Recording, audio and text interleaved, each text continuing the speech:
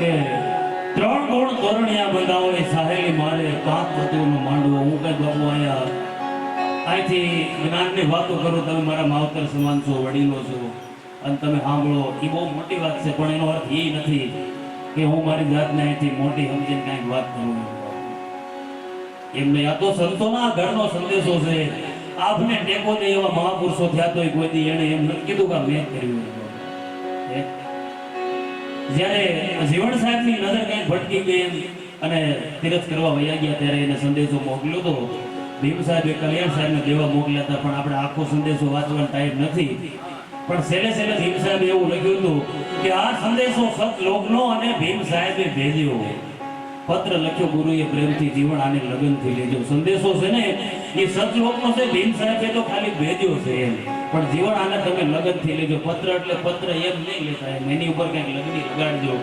મહાપુરુષોના ઘરની વાત છે. 3 ગુણ તોરણિયા બંધાવો, રજો ગુણ, તુમો ગુણ અને સત્વ ગુણનું તોરણ બાંધી 5 તત્વનો માંડવો, જળ, અગ્નિ, પવન અને પૃથ્વી આકાશથી મોટું. બાબા આ 5 તત્વથી વિશે તમને ભાળો છો. કદાચ તમને એમ લાગતું હોય કે હાર્મોનિયમ હેનું બન્યું હતું, એની અંદર આ 5 માંથી એક તત્વનો સમાવેશ છે.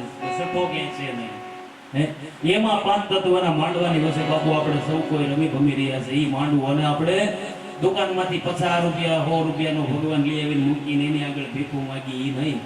ગુણ નામના ગણેશ બેસાડ્યા અને એમાં પ્રેમની પીઠીઓ ચોળે. આપણે ઓલી આ બજારમાં 100 ની 50 ની મળે છે એમથી એક દી પીળા રહી બાબા, પછી કઈ કંપનીનો કલર વયો ન થાય. એ કટંગાઓ એ થોડા મટી ગઈ.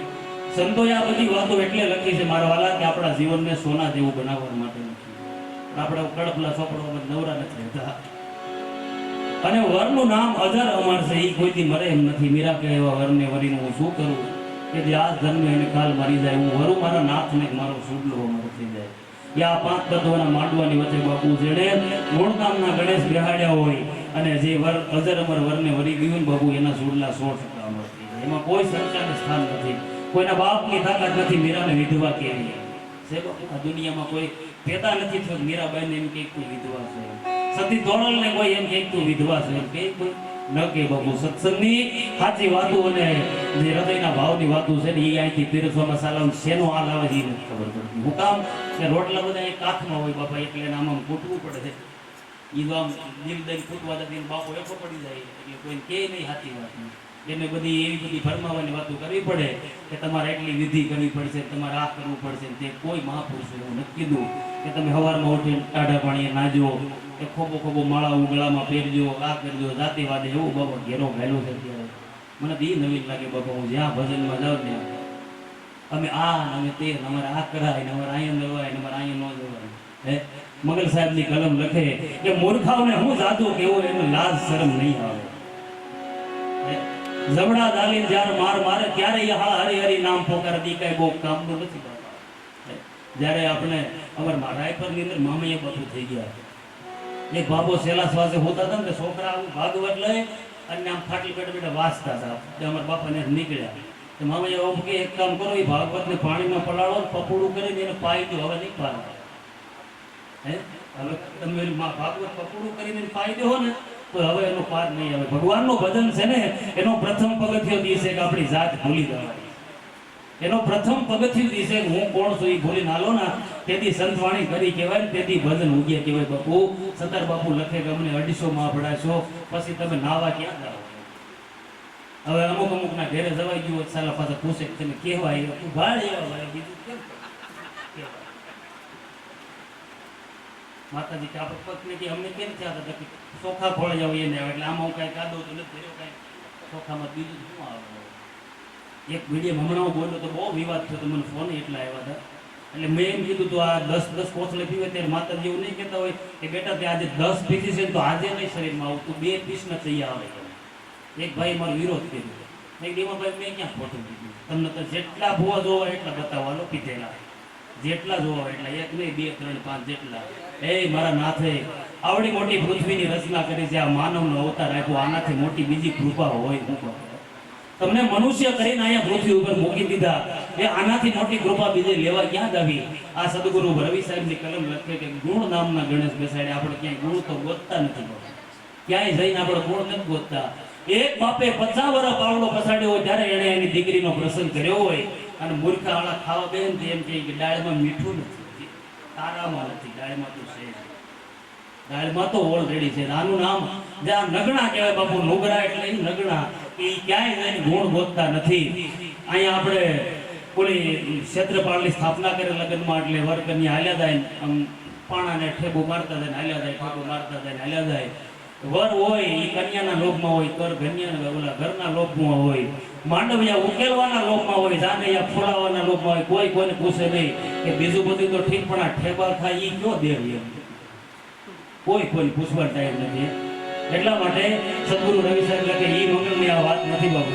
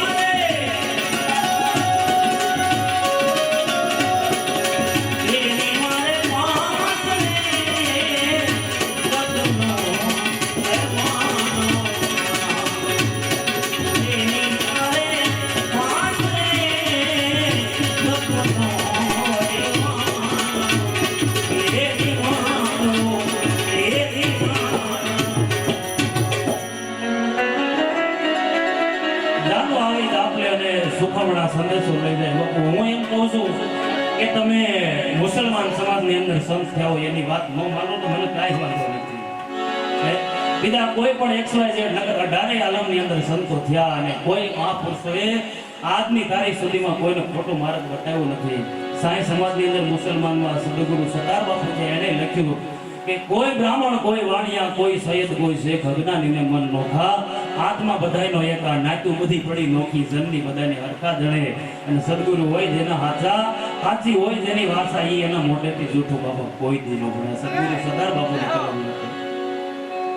બીજું કોઈનું ન માનીએ કાંઈ નહીં બાપા, આપણે લોહીનું તો માનીએ ને, અને લોહીના નહીં ઈ સાલા કોઈના નહીં. કોઈનું ન માનીએ કાંઈ નહીં. તમે કદાચ ઠાકોર સમાજમાંથી, કોળી સમાજમાંથી આવો છો તો તમે કોઈનું ન માનો કાંઈ નહીં, વેલા બાપાને માનો નહીં. એ અમે કોઈનું ન માનીએ કાંઈ નહીં, રોહિદા બાપાનું તો માનીએ કે નહીં.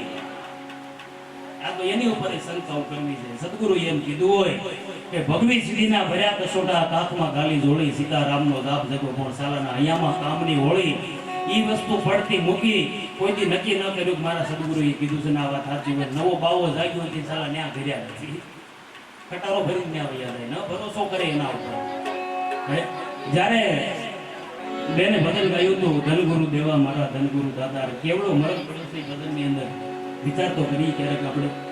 સદગુરુ વેલા બાપાને મને નાનો એવો પ્રસંગ યાદ આવી ગયો, કહી દઉં. કદાચ કોઈ કલાકાર આ વાત કરવામાં આંચકો લાગતો હશે ને, પણ હું કહી દઉં કે જુનાગઢની ગુફાની અંદર બાપુએ ભજન કરેલું અને જ્યારે એનું મન સંકોચાણું ગામ મૂકીને વૈયા ગયા ત્યારે માં જસવંત માઈ જસો આતા બી હાથ જોડી વિનંતી કરી બાપથી કાંઈક દયા કરતા જાઓ.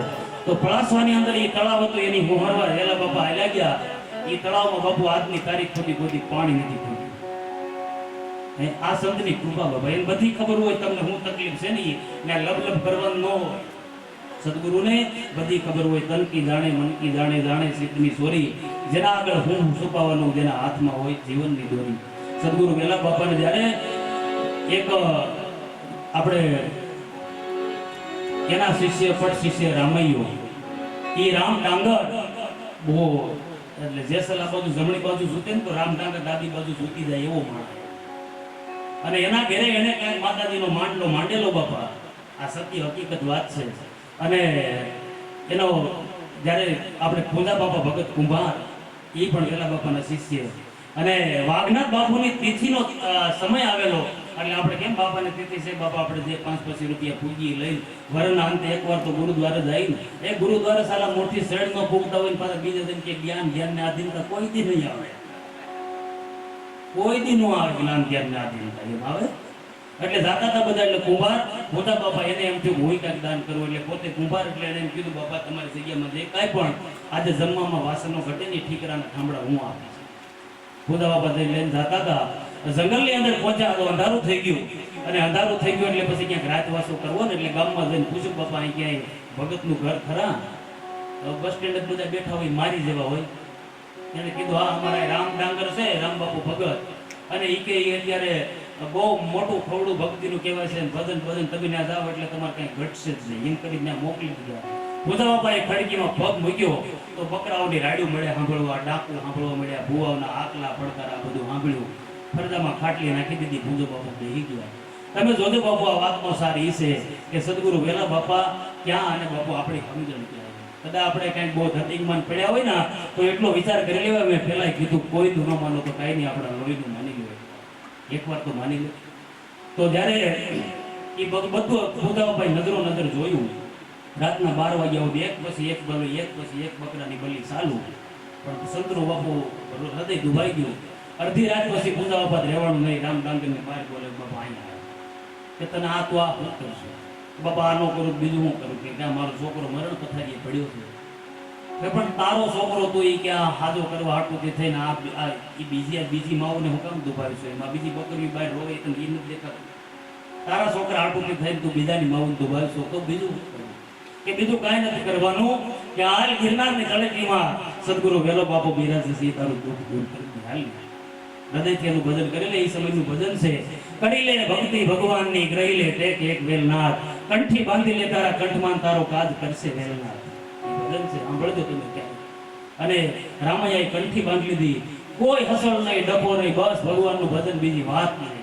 આવા 2 વર્ષ ગયા અને પછી ગામમાંથી રોજડું નીકળ્યું, અને બધા જ્યારે પેલા રામૈયો શિકાર કરતો, પણ આને બધી બંદૂક ને તલવાર બધું મૂકી દીધું ને, એટલે બધા રોજડાને મારે કોણ, એટલે બધા કહેવાય કે રામભાઈ હાલો અને આ રોજડાને મારો, આ એક જાતનું પૂનમ છે ને, કીડીયું ખાય મકોડિયું ખાય આપણે ખાઈ, પણ તમે બંદૂક ઉપાડો. એ કે નહીં બાબા સદગુરુની માળા પહેરી છે, હવે મારાથી હથિયાર હાથમાં નહીં લેવાય. બહુ કીધું એ રામૈયાએ હા ન પાડી, પછી બાયું ગઈ ક્યાંય નો મેળાવો ને આમ નથી બોલા બુદ્ધિ ઉજાડી એમ થયું. બાયું ગયું એને કીધું કે તું 3600 થઈને તારામાં આ કાયરતા ક્યાંથી આવી, અને રાજરીત ઉપર વયો ગયો, બંદૂક ઉપાડી રોજડા ઉપર 9 ગાપ અને કે હવાર આપણે ગોતી લેવું. બીજે દિવસે માણસ આવ્યો અને દોડતા સમાચાર મોકલ્યા, તમારા ગુરુ વેલનાથ બાપુ અત્યારે બહુ બીમાર છે, રામભાઈ તમને મળવાના સમાચાર મોકલ્યા. ન્યા ગયા બિચારે અક્ષરો હાથ શું વેલો બાપુ ને હોતા હતા, રામ ડાંગર ન્યા જઈને પગે લાગ્યો એટલે બાપા આમ મોઢું પડી ગયું કે જા કાળ મુખા હું તારું મોઢું જોવા નથી. અને પડખું ફરીને આમ જોયું તો વેલા બાપાના વાહનની અંદર 9 બંદૂકના ઘા, 9 ઘા. કે બાપા આ ભરાડી કોણ છે? કયો હું અટાણે એને બધું કહી દીધું કે એ ભરાડી તું જ છો અને તને જ મારી નાખવાનું છે. બીજા 2-3 શિષ્યો હતા, એને વેલા બાપાએ કીધું કે આને પાણીના ઘડા ભરવા મોકલો, અને ઘડા ભરીને આવે એટલે આને મારી નાખો. પાણીના ઘડા ભરવા મોકલ્યો, પાણીના ઘડા ભરીને રામૈયો પાછો આવ્યો. વેલનાથ બાપુ આવડો મોટો સરો લઈને સડી બેઠા સાચું આમ સરો કર્યો બાપુ તો 360 વાણીઓ નીકળી છે. વેલનાથ શરણે ભણે રામૈયો, વેલનાથ શરણે ભણે રામૈયો. સરો કર્યો. હવે આપણે એમ સમજીએ છીએ કે આમ સરો કઈ કર્યો એટલે કે અને એ 9 બંદૂકના ઘા હતા. એનો કહેવાનો મતલબ એ હતો કે આ 9 ઇન્દ્રિય ઉપર મેં સીલ માર્યા હતા, તે તારી હાથે ખોલ્યા. સદગુરુના ઘરની વાતની અંદર દ્રષ્ટાંત કંઈક જુદા હોય બાપુ, એના સિદ્ધાંત જુદા હોય. અને સતનામના સરા લઈને જે સદગુરુ જેની છાતી ઉપર સડી બેઠા ના, ત્યાંથી જ આ બધી વાણીઓ નીકળે મારા વાલા. ત્યાંથી એ લોહીમાંથી આપણે આવતા હોય, જો આપણે હજી જો મારા વાલા આ બધી સેવા સુસુપાઓની વાતોની અંદર રસ ન ધરાવતા હોય અને બીજે ક્યાંય આપણું મન લગાડીને બેઠા હોય તો મારા વાલા માફ કરજો, પણ ધૂળ પડી કહેવાય આપણી જિંદગીમાં. જો એ લોહીમાંથી આવતા હોય તોની વાત છે, બીજી કઈ વાત નથી. ઘણા સંતો એવું કહી દીધું છે કે હથિયાર હેઠા મૂક્યા છે પણ હાંકતા નથી ભૂલી ગયા, એટલું યાદ રાખજો. મને સદગુરુ રવિ સાહેબના ભજનની ફરમાઈશ આવી, આપણે મંગલ સાહેબના આ ભજન પછી લઈ લઈએ. અને તબિયત મારી બરોબર નથી એટલે હું કાંઈ બહુ લાંબો રાઉન્ડ તો નહીં અગાડું. ઘણા બેને હજી ગાવા બાકી છે, બટુકભાઈ એનો આનંદ લ્યો તમે. સ્થાનિક કલાકાર હું તો ઘણા ભજનો અહીં કરી ગયો છું મારા જેવું મને આશ્રમે, અને આજે તમે મને અવસર આપ્યો એ બદલ બાબુ તમારો બધાનો હૃદયપૂર્વક આભાર.